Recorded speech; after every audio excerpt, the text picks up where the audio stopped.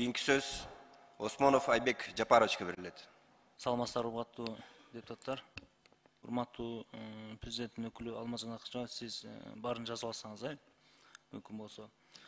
Ош шаарында өзүңүздөр билесиңер, азыр ушунчалык унаанын тыгындыгы көбөйүп кетти. Ошого байланыштуу мисалы Баткенге барганы деле, башка жакка барганы деле сөзсүз түрдө шаарга кирип, андан кийин чыгып кетишет. Ошого айланма жолдор тездетсек. Планда барларда. Планда бар да айланма жолдор.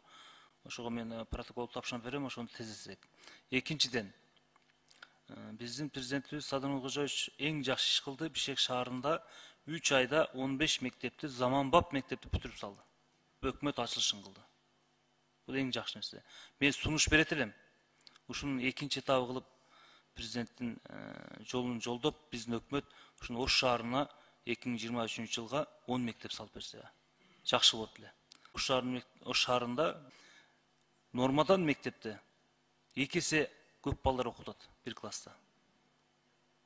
Ошондуктан мен 10 мектеп салганга сунуштайт элем, өкмөт ушуну аткарса деп. Үчүнчүдөн, Ош шаарында өзүңөр билесиңер, биз ушунга чейин көтөрүп келдик таза суу боюнча.